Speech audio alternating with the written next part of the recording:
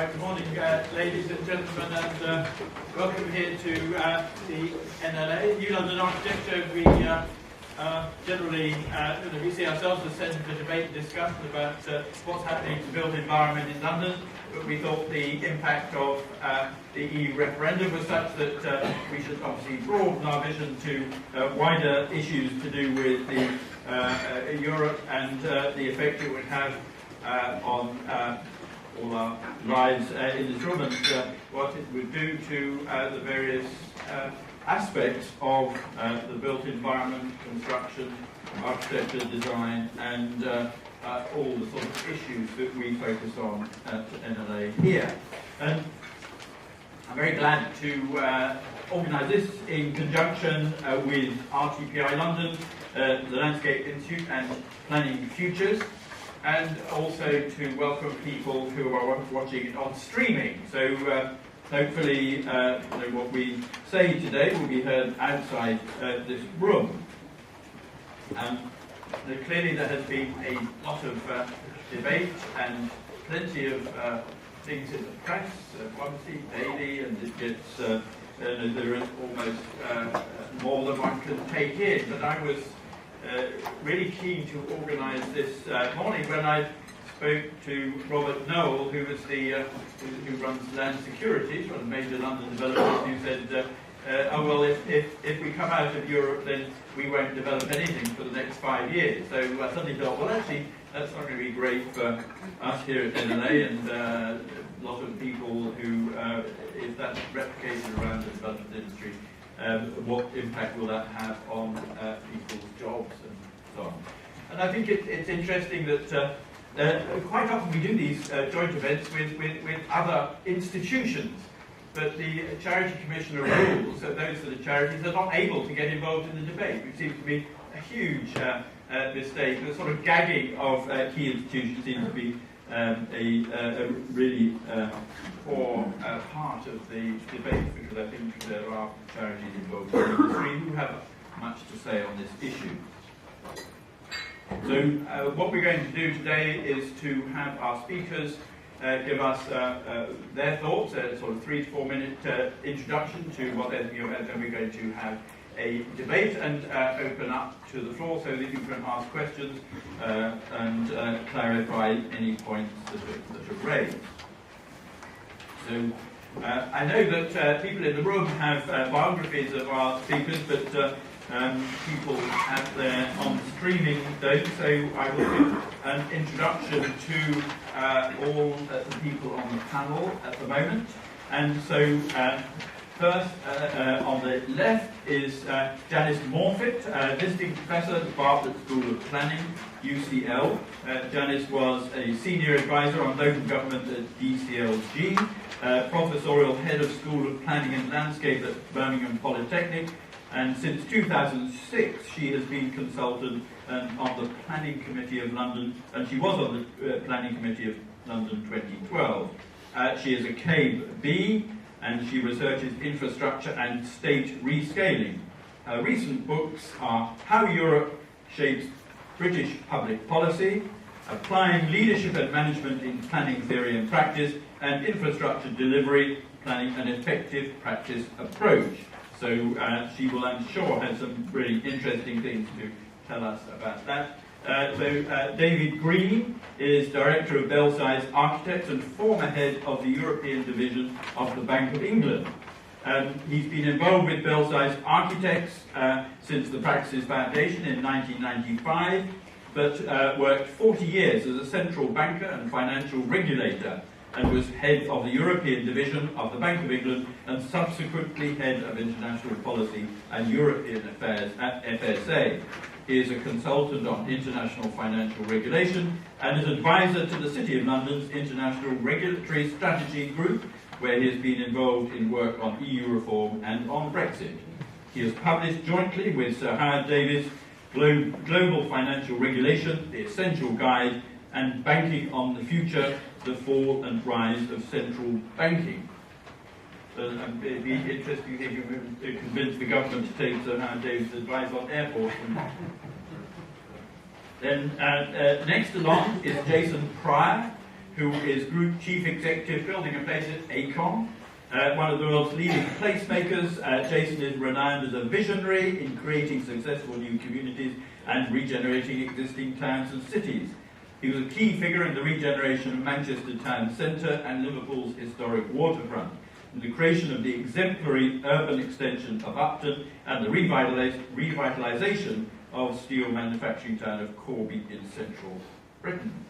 His recent projects, including the Olympic Park for London 2012, for which he helped develop the concept, the master plan and the post-Games legacy, and they will evolve as a new and thriving district of London. Next to Jason is Hugh Edgar, Policy Manager, RICS.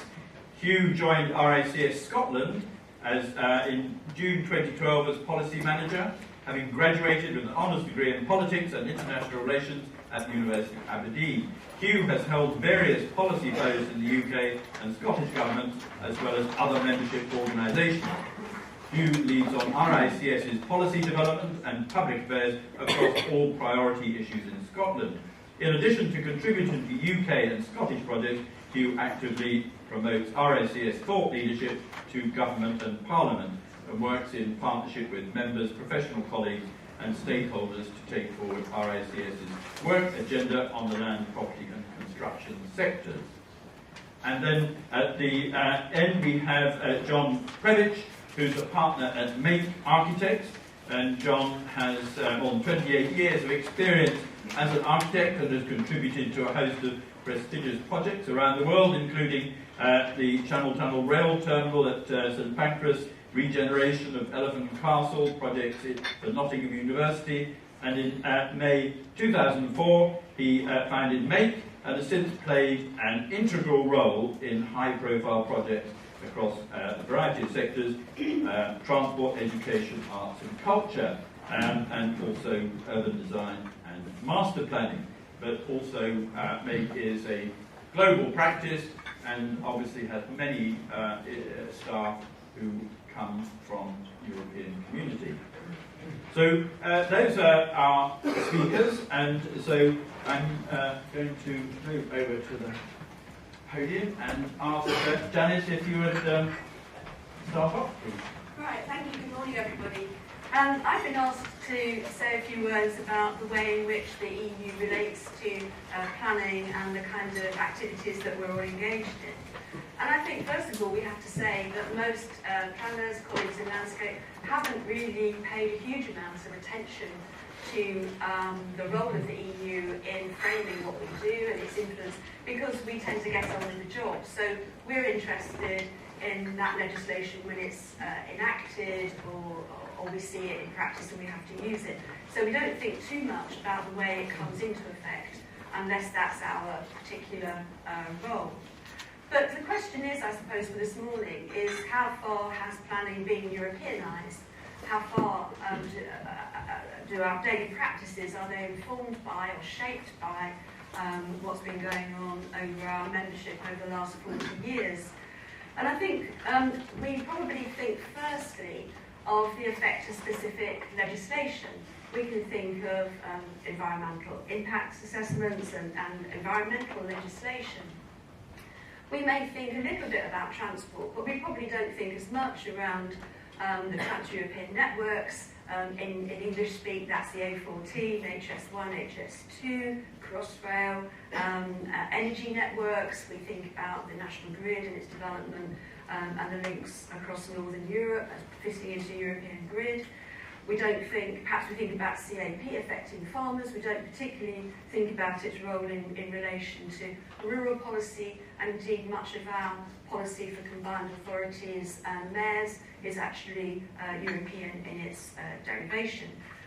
Telecoms, we've got a new urban policy being adopted in Amsterdam this week, research and development. So we tend to use these policies as they come up as individual elements in our work, and in some spheres of surveying, say, these are much more apparent, or perhaps some aspects of work that we do. But I think despite our knowledge, perhaps partial knowledge, we also need to consider that there are other ways in which Europe affects what we do, influences and shapes and frames. because I think firstly we have to think about the general policy framework that the EU provides for us. And if we think of our areas, we're probably talking about almost everything we do having some European provenance in some way, in a broader sense. And although we hear much about these decisions being imposed upon us, of course, I could easily show you how the provenance of these policies, how our ministers have sat in meetings. I can probably show you how they voted on the day, because all this is online, but it's not something we're very familiar with and have really engaged with. There are also, the EU is primarily, at its heart, apart from its political project, it's particularly an economic project. So after the downturn, 2008, we have a big economic programme called Europe 2020, and the EU is responsible for our macro-prudential policy in the UK as much as it is elsewhere. And you think, oh, well, that sounds a mouthful. How does that affect us? Well, if you look at the 6 monthly reports, one came out last week, you can see that the 4 issues which we've been asked to address since 2010, when this came into effect, are planning reform, access to housing markets, infrastructure delivery, and the 4th one is youth employment. So those 3 things are at the heart of our relationship with the economic debate with Brussels. But also the EU is very concerned with social issues, equity and poverty. And we're now seeing a move, and if we stay in the EU, we'll be seeing that all of this policy framework I've just outlined in its broad and its detailed aspects will be relating to space and geography. There's a whole territorial movement, a new plan for Europe post-2021, which is being developed now. But just to say briefly, finally, why don't we recognise these influences? Secondly, there's a great difference in our political and cultural style between the UK and the rest of the EU. The rest of the EU is primarily consensual. The colleagues will sit around a table until they get an answer. We are used to the adversarial system in Parliament. And for those interested, there's a very good article in the London Review of Books recently by Ferdinand Mant, where he discusses this in detail. It's very readable and an interesting article. But also the other difference for us is the EU and its legislative programmes works in flows. So it's kind of, if you looked at a European document, it starts with loads of whereases. And these whereases are kind of like a geological history of the way legislation and policy has developed. But of course we work in blocks, we work in 5-year parliaments, and we tend to think that policy only relates to those 5 years. So there's a kind of difference between the cumulative approach and just the single blocks. So I think, just finally to say, why don't we recognise this? I think the last point I want to make is that Europe has become, or perhaps always has been, a sectorial issue, a sectarian issue in the UK. And I've been talking about the EU since the 80s, and eventually wrote this book just to try and explain to people what was, what the foundations were. But I've found whenever I've spoken about it over this last period, 30 odd years, is that if you speak about it, people assume that you're either for or against. It's very difficult always to have a conversation, which I would say is based on, well, we're in it, what does it mean, how does it work, how do we influence it, what influence will it have on us? We never have those conversations. Thank you very much. Steve. As Peter explained, I'm not an architect, and specialised architects is a tiny practice with 9 people. We don't have 90,000 architects like we do. So we come at it very different way. But I've been invited to speak today really to try and do a sort of read across from the way this topic is being analysed in the city and trying to apply it to what happens in relation to architecture. And what's going on in the city is that the firms were working out what are the decisions the new government, or as form it takes, will need to take after a leave vote. Because there are a lot of decisions which will need to be taken, so many it's impossible to count at present. But there will be essentially 3 kinds. One is EU legislation will be gone. What do we put in its place? Do we recopy it back, or do we come up with something different? Or what is it different we would like to have? The second one is what sort of access we would like to have to what is left of the single market, and what kind of access will we be given. And the third one, which I don't want to dwell on much further, is freed from the shackles of having to negotiate with the EU, what exactly is we want to negotiate with the rest of the world. But I'll focus really on the first two. There are 5 topics that immediately come to mind, no doubt there are many more, where there is EU legislation and decisions will need to be made about what to put in its place.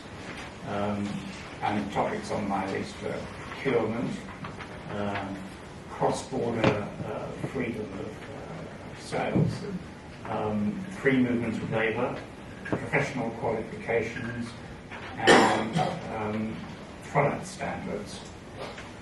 So just to try out with procurement, and we'll probably run out of time before we get to the end of that list, decision will need to be made to what is put in place in the place of the EU procurement regime. What we will find quite quickly, as I'm sure Dan will confirm, is that actually a lot of the EU procurement legislation is actually not EU legislation. There are lots of add-ons. And so that will need to be disentangled. And I think those of us who face procurement will also realise lots of other policies that go into tenders are actually not out of the legislation at all. And that will all need to be disentangled. What we'll also find is that actually quite a lot of the EU procurement legislation is in fact derived from agreements we have made with the rest of the world already, whether it be WTO or OECD or probably some more generous, UN. So that what appears to be EU legislation isn't actually entirely made in the EU, and that's exactly the same in financial services. A lot of the EU financial services legislation appears to be EU legislation, but is actually agreed globally in non-binding law, but nevertheless. Then in relation to procurement, what access will there be? There are obviously grumbles on the one hand about freedom for firms from the rest of the EU to bid in the UK, but there are UK firms who also benefit from that freedom in the rest of the EU. So there will need to be a negotiation about that. Cross-border provision of services. There are freedoms in that area. I mean, there are lots of non-legal barriers in place. But nevertheless, decisions will be needed as to whether it's going to be okay and on what terms for EU firms to offer their services here, and vice versa. So there's a domestic legislation issue and again a negotiation. Free movement of people is a very obvious one. The leave decision clearly will be taken as a decision to restrict immigration, and the industry will need to decide how it wants to lobby government in relation to inward migration and freedom to work for, in case we're talking about architects from the rest of the EU, and vice versa. There'll need to be a negotiation to work out what happens in the other direction. Similar set of issues in relation to recognition of professional qualifications. Clearly there are differences in standards, but recognition of professional qualifications and certificate of practice is clearly critical. Decisions will need to be taken about that equally in the going into the EU as well. And then a more basic thing, materials standards. There is a process of harmonisation, not complete, but if the UK decides it wants to change its standards, and it would really like the rest of Europe to do the same, how will that work? these are not questions of opinion, these are all issues of fact. One of the things I'd like to do finally, Peter, is actually make the point that the charities feel inhibited for saying anything. What I would like to, if it's possible to do, is actually facts to be produced, which are completely uncontroversial, which are what are the decisions which will need to be made. There is no opinion involved in this is pure fact, and I think they will be able to do this. Thank you. But just in terms of some of the how long do you think it will take if one does have to go through those? How longer periods of negotiation when all the European working parties have to go back to when they that will need to be decided. That's one of the things that every one of these things will need a decision. You know, which nationality, how long, all that will have to be decided. And all these issues will be being negotiated simultaneously by the civil service. And actually the professional bodies will need to decide whether they've got unified lobbying positions on all of these as well. So that these charities will find themselves suddenly awfully busy working out what the members' positions are. And that's just on the list I've produced. And not having been able to make their case. And not having made their case, no. Jason. Well, a couple of thoughts. So yes, we're a big multinational firm, and if I look around our organisation, you look at the diversity of staff we have in the UK relative to other parts of the world, I think my starting point would be that for large firms, you go to where the talent is, and any thoughts about restricting talent pools in the future would have, I think, a major impact in terms of both the long-term viability and success of any part of the business. That diversity in this industry, I think, is incredibly important. The arts and consultancy piece is a major part of the UK economy. It's a major export component of the UK economy, and to restrict that talent pool, I think would be a huge impact on both the firms that are in that space, but also the wider UK offer. And let's remember that the business we're in is an attractor of high quality talent. This is an industry across its breadth that demands the best, the smartest. There are huge pressures within this industry which demand smarter, faster working, and you need access to those people. Second point would be, what are our clients thinking? Well, others may say this, but things are slowing down with the indecision. People are waiting for decisions to be made. And there is also an anticipation, I think, amongst clients that if we come out, then there's going to be less need for product, particularly in some of our financial and commercial centres, because they are expecting people to leave. Also, to stand back and look at how the big multinationals think. The big multinationals go to markets, and if we pull ourselves out of the biggest, most seamless economic block on the planet, what would you think if you were building cars or aeroplane wings or running banks or whatever? I know what I would think in their position. I would leave a small island to join the big group.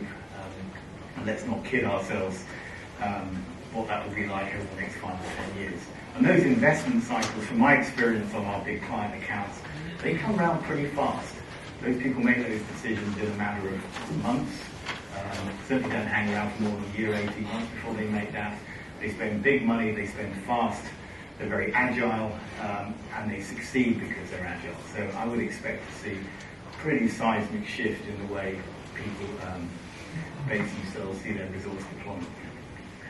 The third thing I would say is traveling around the world, looking at different bits of business, talking to different clients, is I hear a sort of constant rumble about the complexity of working within the European structures. Let's not kid ourselves. It's a piece of cake working in Europe compared to anywhere else.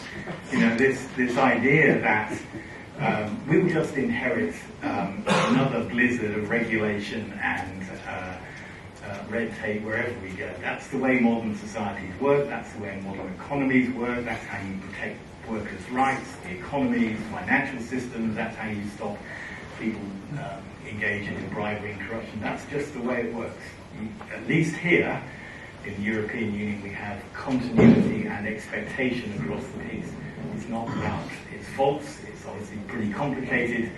But my sense would be try doing it anywhere else in the world. Try even working between various states in the so-called United States of America. Try moving your professional qualifications across the United States of America.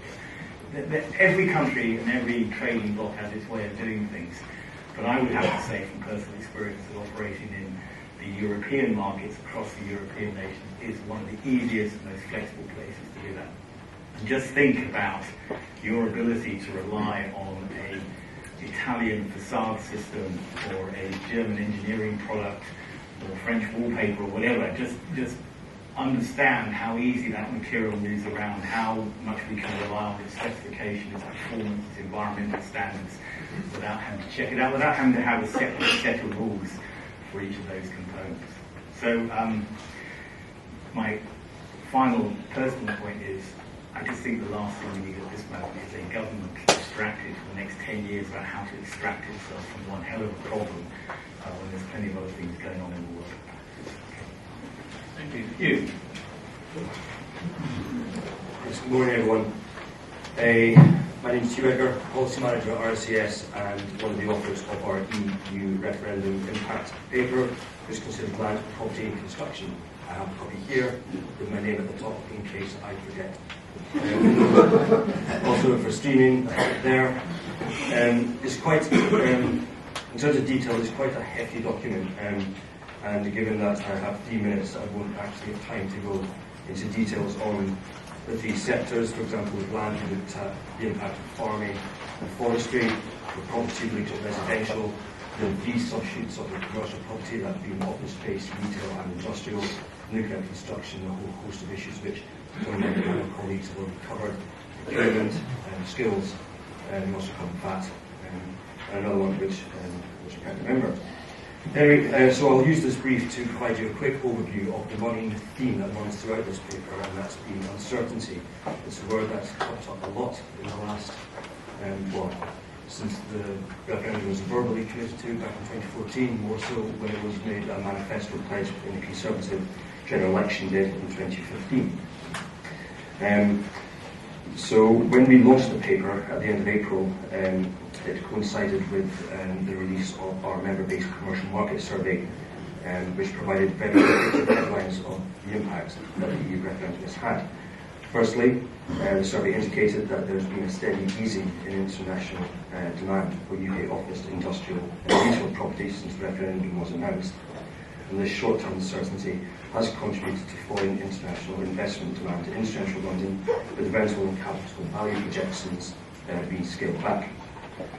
And the final headline from the survey that we used was that only 6% of our service respondents said that Brexit will have a positive effect on the commercial property sector. So a very, very interesting statistic there.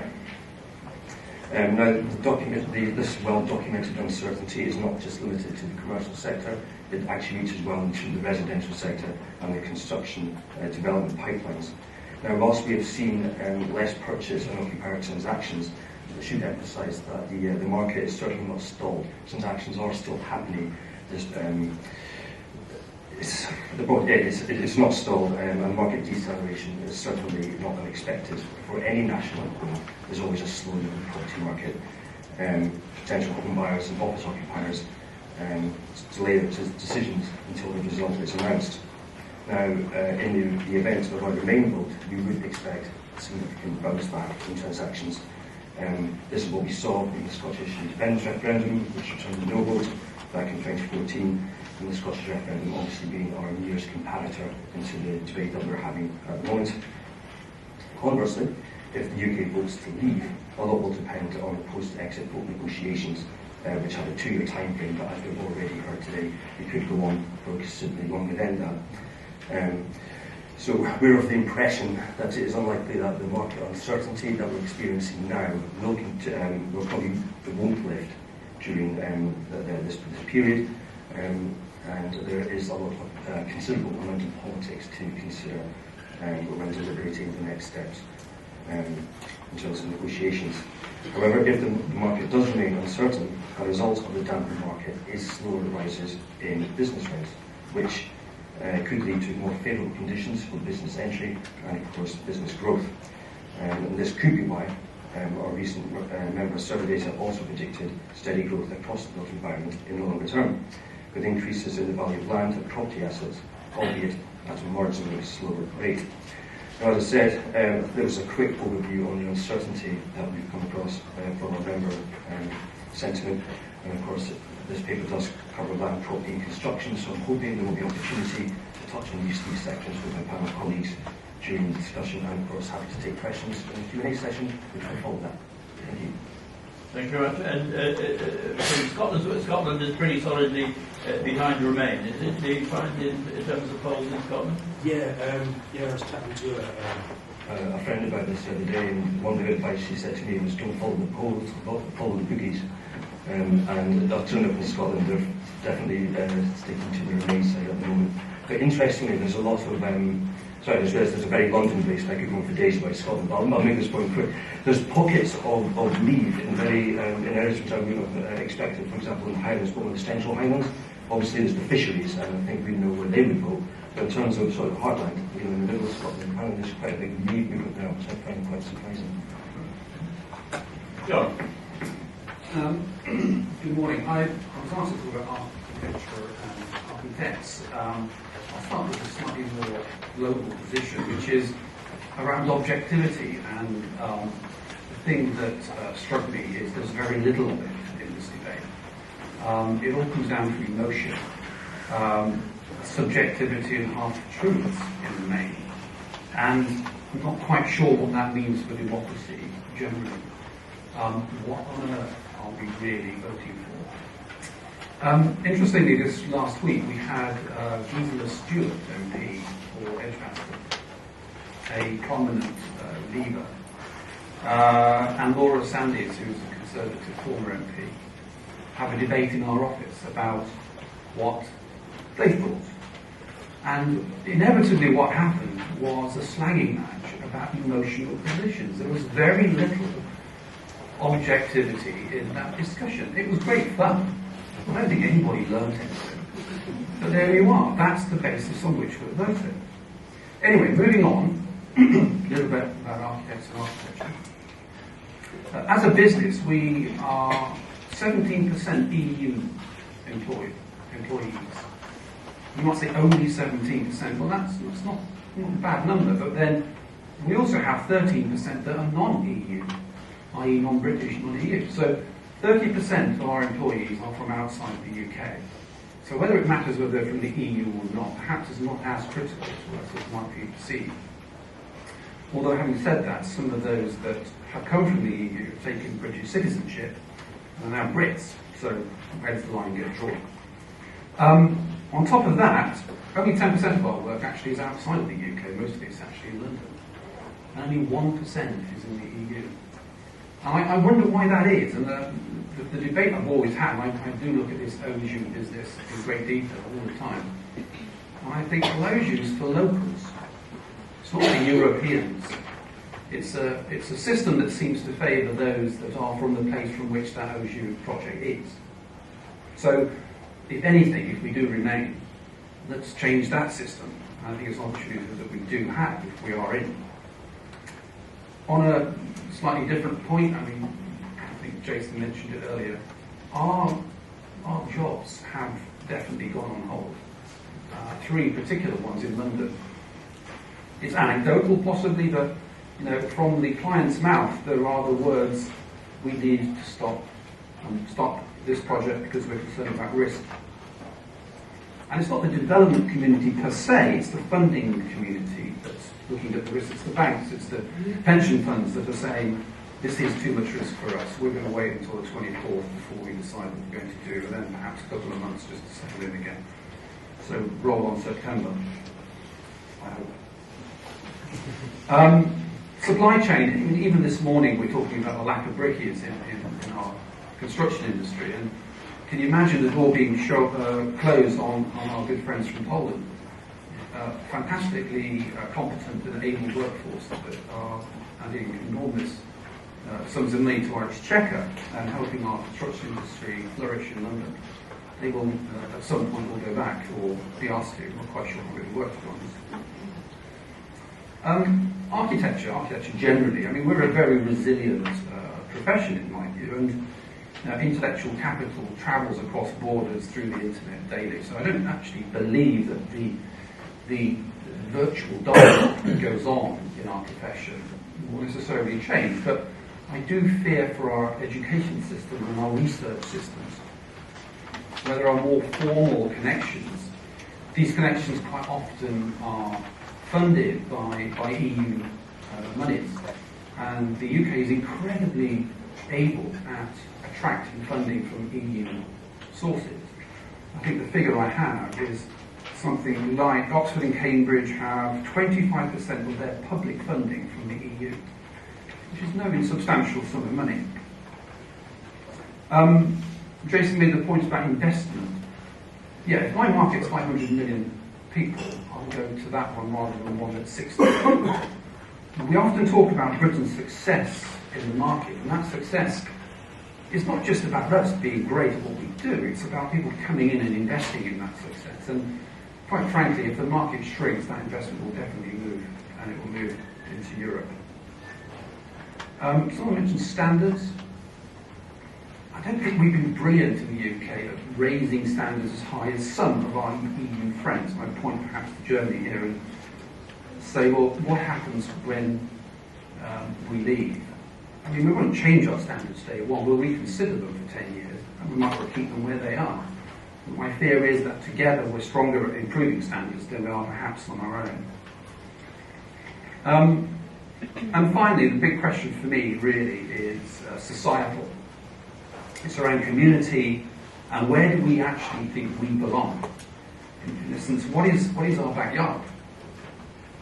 I don't believe our backyard stops at the White Cliffs of Dover. I actually don't believe it stops at the EU. It's a global backyard. It's a global business community that we're working in. This is a test for us, the EU. It's a test as how best we can do work globally. If we can cross this test, perhaps the next stage is making connections everywhere else. Thank you very much. Yes, we interviewed a few people, which is on our website now, what they thought, our architects and so on. And it was standards were one of the things that came through on everyone's point that actually Europe is better at setting standards of air quality, livable space standards, sustainability, all those issues. Something which is very good to keep the pressure on British governments to make sure we stick to sort of quality as standards. But just a few questions for each of you from your points made. You're absolutely right that there is this cultural divide, and that hopefully today will be more consensual than confrontational in terms of the discussion. But it seems to be that actually the PR from Brussels is really bad. Their information that they send out to us is very poor indeed. I think I saw on Newsnight the other day where every head of every major committee in Brussels was put up on the screen, and there were ministers in the audience and nobody knew who they were. I mean, couldn't they do better? I think that this is the cultural point.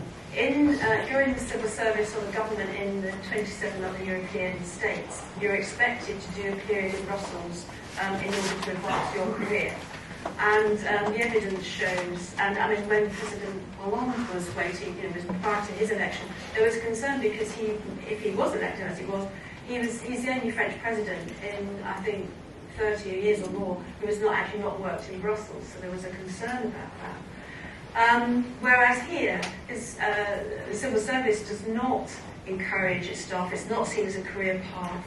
And secondly, if you do go to Brussels, there's quite a lot of evidence that when you come back, your job has disappeared.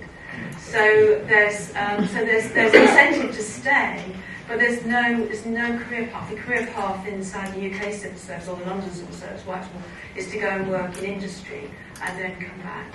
So I think that's a difficulty. And in other member states, the news coverage on TV and in the press is so much more about Europe. But they know these figures. They know, particularly if they come from their own member state, and the Irish and the Swedes, the smaller countries, have invested a lot in that kind of soft diplomacy and spreading the information about who's there, because they're all there to be talked to.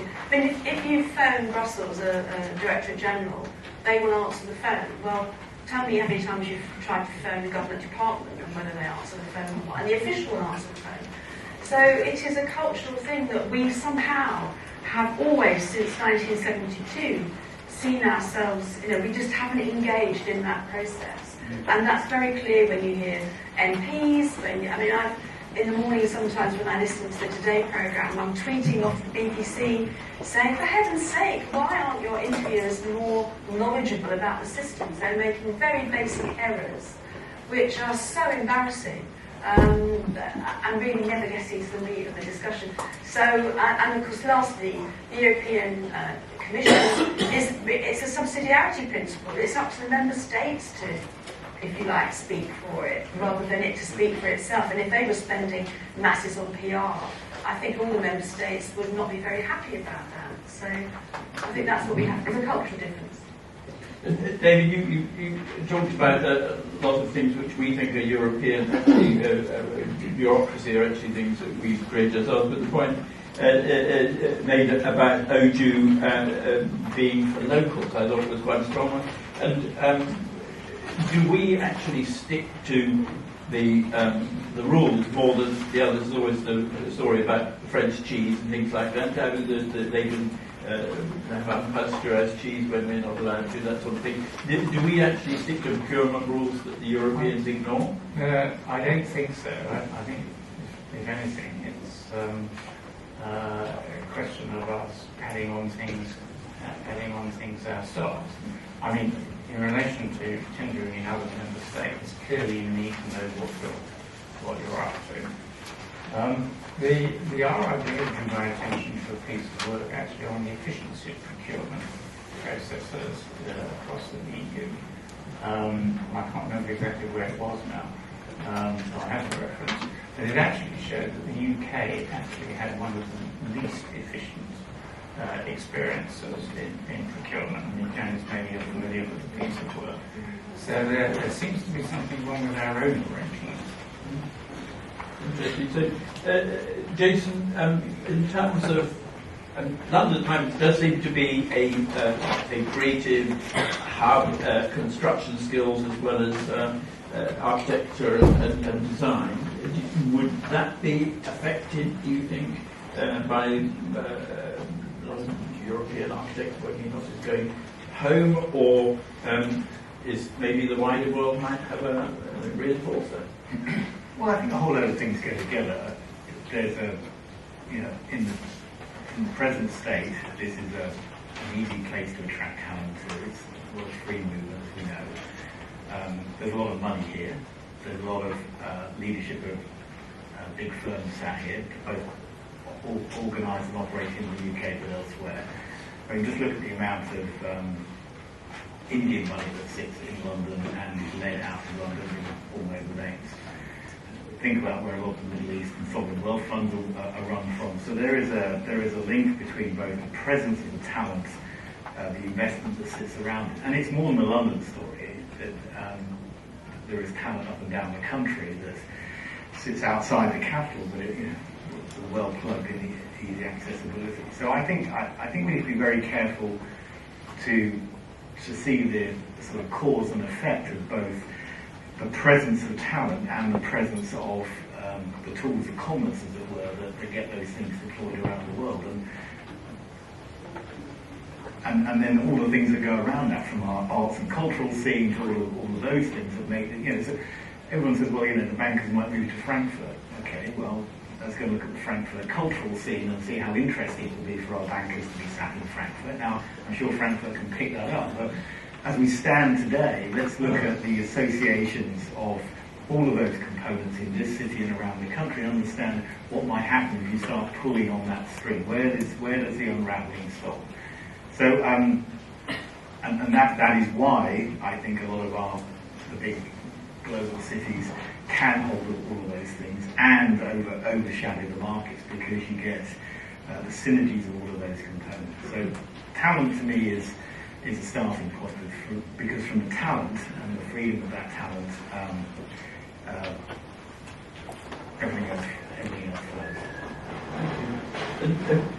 The young people's vote seen as very important in this, for those who aren't at Glastonbury anyway. So wouldn't there be a huge benefit to suddenly see house prices plummet, perhaps if we came out? Yes and no, I guess. I mean, if you look to London prime market itself, or just London as a whole, the lower and middle end prime house market, that's run by sort of domestic drivers, so it's, I wouldn't sound xenophobic to Brit, buying from Brit. Okay, but if you look to the sort of prime ones, the prime market, £1 million plus, that's where we see a lot more sort of non-British nationals purchasing and also investing as a means to let out and make some money that way. Our recent residential market survey showed that there had been a big sort of rush to beat the stamp duty supplement, the 3% supplement that was coming for second homes and buy-to-let homes, which came to force on the 1st of April. And with that, there's been a sort of drop-off following April. So we have actually seen a slight sort of less demand, and of course less demand means lower prices. So there is a decrease. Would it be beneficial to some? Yes, in order to make that first step onto the housing market a good thing, but also those that have property and the price goes down, we could see what happens in recession and go into negative equity, which is a bad thing. So it depends on where you are and your current state at the moment. And John, before I open it up to the floor, you mentioned culture. Certainly, architectural culture is. Our culture is very European, isn't it? We've been obviously taking inspiration from Europe since the 17th century, I suppose, in terms of architecture. Does that change? I mean, because we're more global, is that quite so important now as it was? No, the culture started before the EU did, so I don't think it changes things in that respect. My biggest concern is the exchange systems that are set in place through an EU at the moment. And I refer back to that funding issue. I think we talk to each other more when there's money involved. It facilitates the travel, makes students afford to travel. It allows, I'm an external examiner for a School of Architecture, and they travel to 3 or 4 European cities through funding that they've received. That would stop. That would be a real shame. We also attract talented students from the EU into our universities, which gives us a diversity and a difference at root, which then feeds up and informs the profession generally. That globalisation, at least Europeanisation, if you will, but certainly there's a global aspect to it as well, because of our Commonwealth outreach policy. Hong Kong students, China students, Malaysian students are, these are all people that we welcome. So they feed our education, they add money to the exchequer, they make our universities richer and more prominent. And the cycle continues and continues. So our business, our profession can only benefit from further outreach, and the EU is part of that. I just want to point on to that, just in terms of student accommodation. In the first 3 quarters of 2015, there was £6.5 billion worth of investment in the private sector and student accommodation.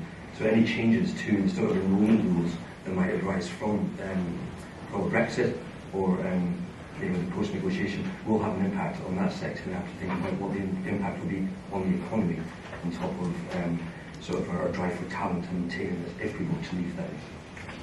Thank you. Right. Who would like to ask our panel a question? Yes, a question at the back there.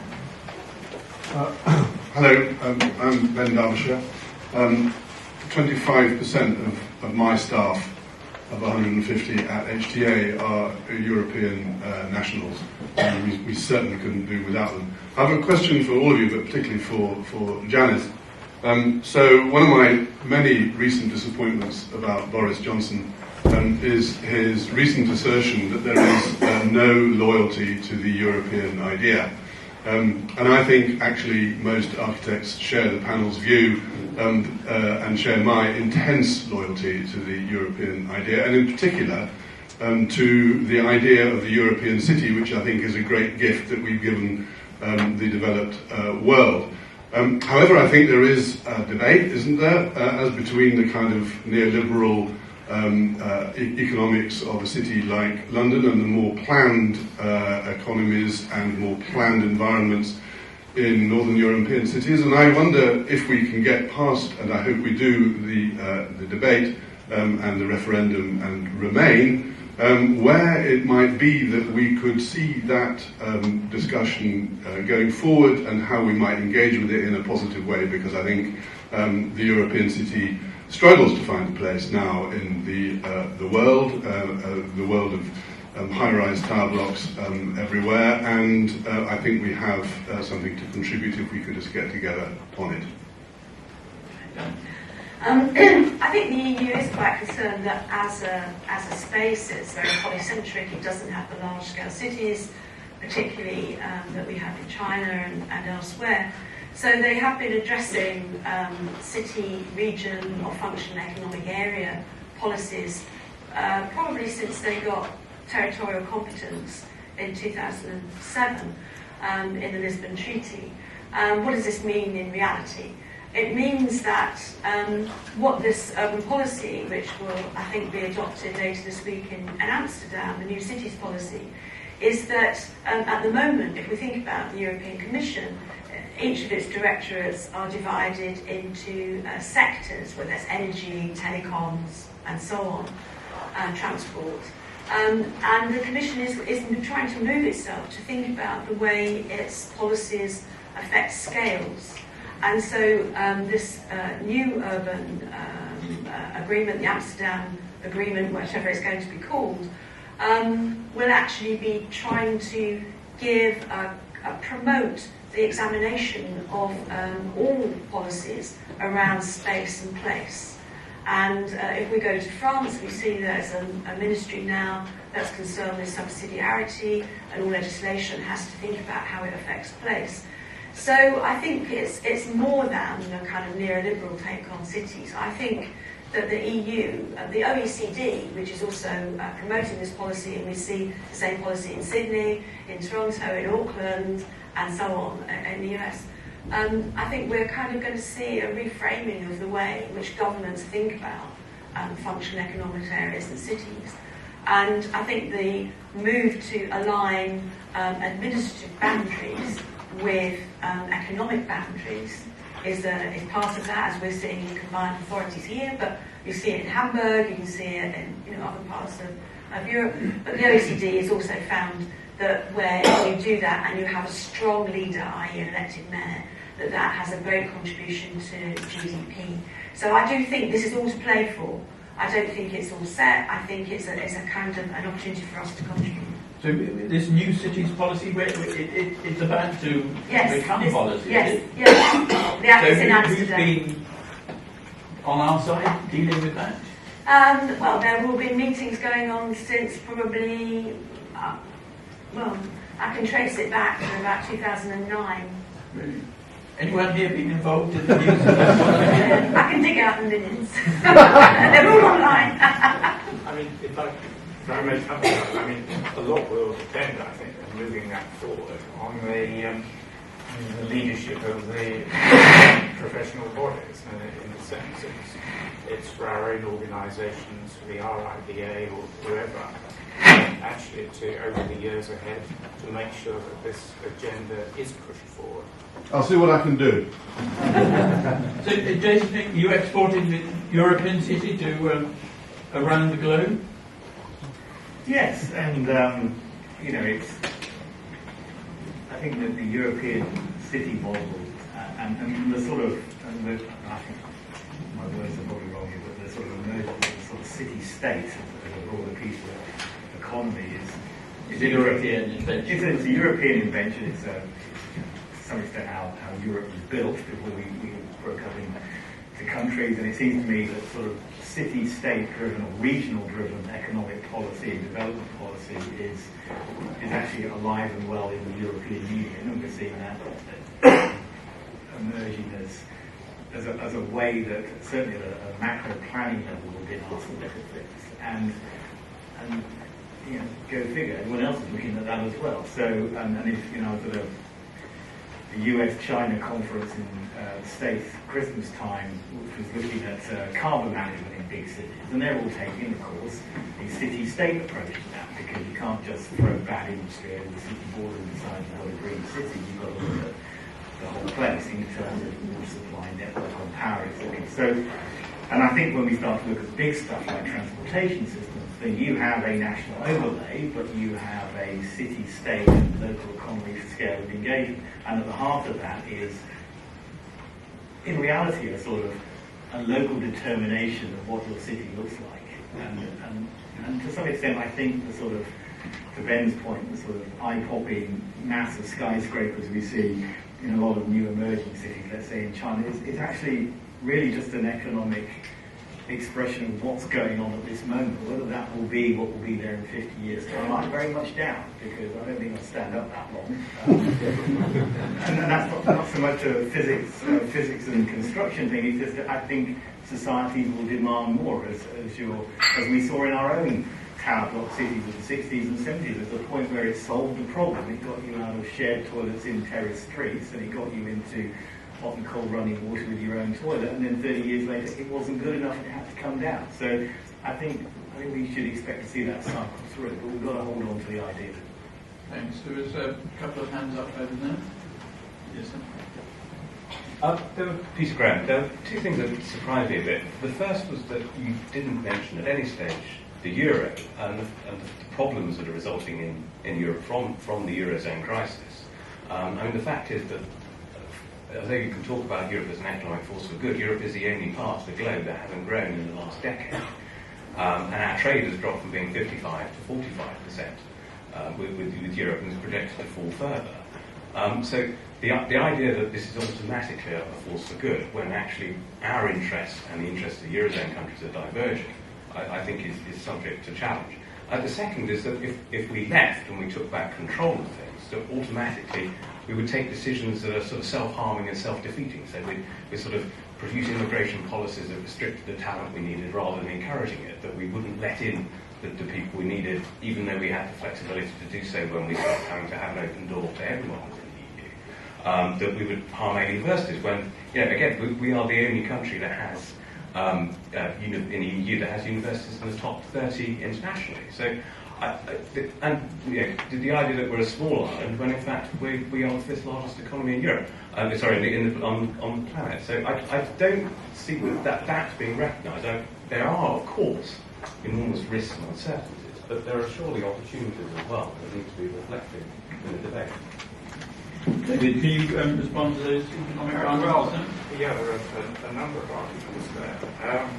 I mean, in relation to the euro, the euro will develop as it does, whether we're in or out. So the extent to which there is demand for EU goods won't be changed by what happens in the euro. It will be by the extent to which we have access to that market. On the argument about the strength of the UK economy, we are running the largest current account deficit of any country in the developed world, and it is rising. So this suggests that the underlying competitiveness of the economy is actually very poor. And it is financed by capital inflows.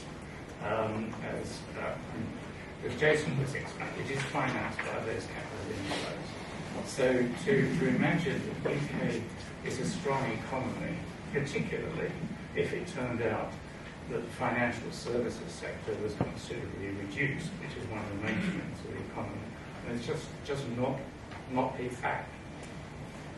Thank you. Well, we are getting up to time, so we it seems to go awfully fast, but perhaps have you any points that you feel along the panel?